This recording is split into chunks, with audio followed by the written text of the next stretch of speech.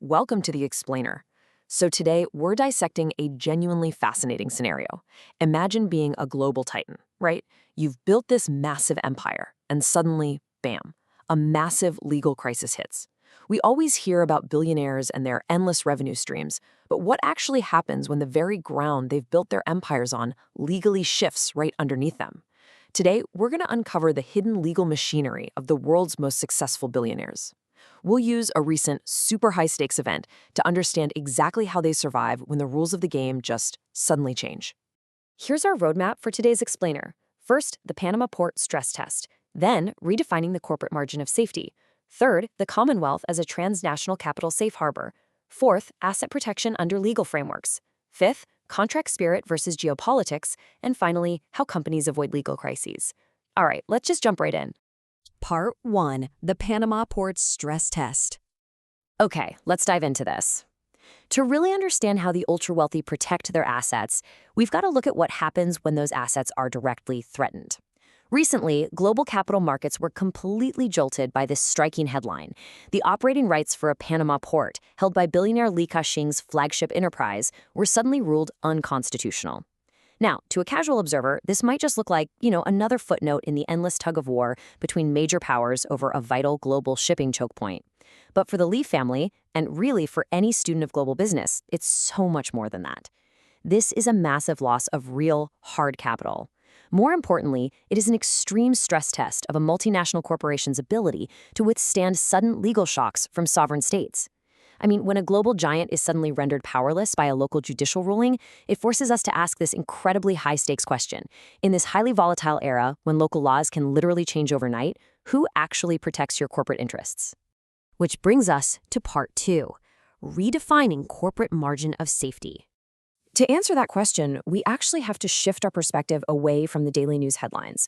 We need to look at the underlying theory of how massive corporations structure their very existence. Now, most of us know the term margin of safety from the investing world, right? It usually means buying an asset for significantly less than its intrinsic value just to minimize downside risk. But today, we're redefining it. In the context of global business, a corporate margin of safety isn't just about hunting for cheap stocks. It's about building a robust legal and geopolitical buffer. Think of it as a protective safe harbor, specifically designed to shield corporate assets from sovereign legal shocks. You see, Li Ka-shing's brilliance isn't just in picking good businesses. It's that he always builds in an escape route, a legal margin of safety, way before a crisis even hits. Moving on to Part 3, Commonwealth. Transnational capital safe harbor. So where exactly is the safe harbor located? Well, the answer points to a deeply intertwined global system, the Commonwealth. Now, what's really interesting about this is the sheer scale of integration here. Li Ka-shing's investments in Commonwealth nations have reached a scale that can basically be described as too big to fail. Just look at his footprint in the United Kingdom alone. He controls roughly 30% of the UK's electricity supply and a massive 25% of its natural gas supply. And that's alongside huge stakes in water utilities that literally sustain the livelihoods of millions. The media actually used to joke that he had bought half of Britain. But this is entirely deliberate. He's not just buying random companies. He is embedding his capital into the absolute lifeblood of a sovereign nation. And this strategy extends far beyond the UK. If we look across other regions, take Canada, for example. His conglomerate held Husky Energy for decades, acting as a massive long-term capital anchor.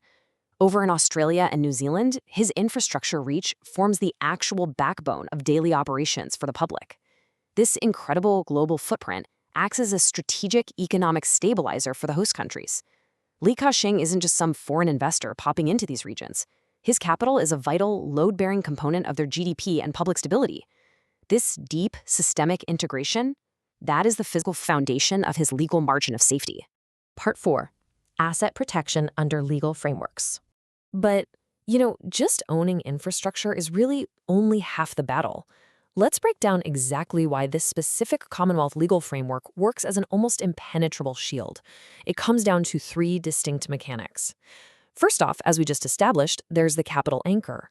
Because these assets are inextricably tied to public livelihoods, host nations are heavily disincentivized from launching arbitrary legal attacks that would just end up disrupting their own economies.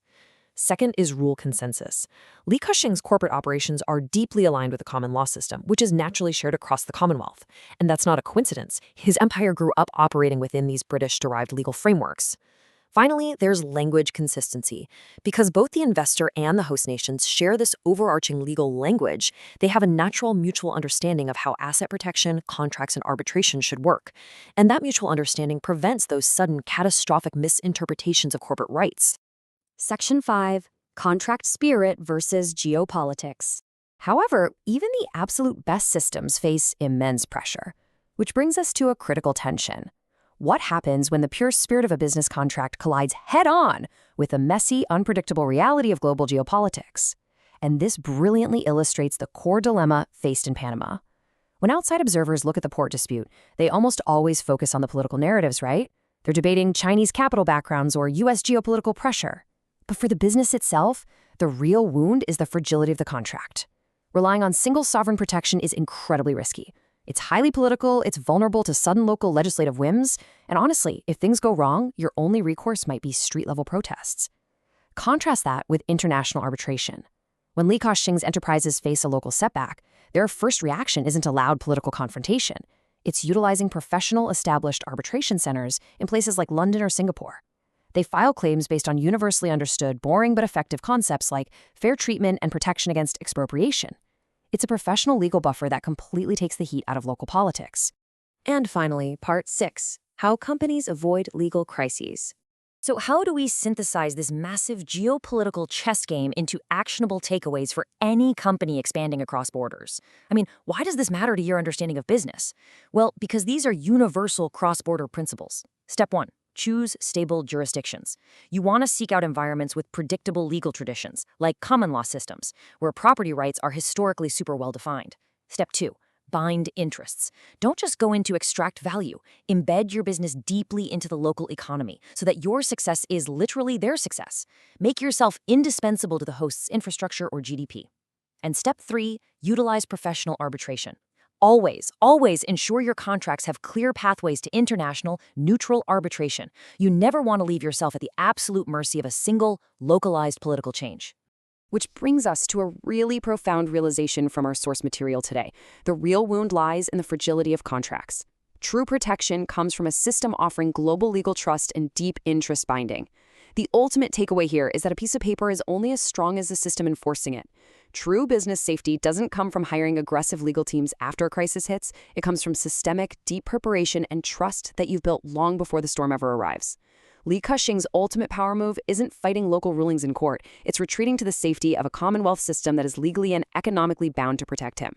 Which leaves us with one final thought to reflect on today. As global markets become more and more unpredictable and political winds shift faster than ever, the absolute most vital question for any international venture isn't just about profit margins. It's this: where is your corporate safe harbor when the rules of the game suddenly change?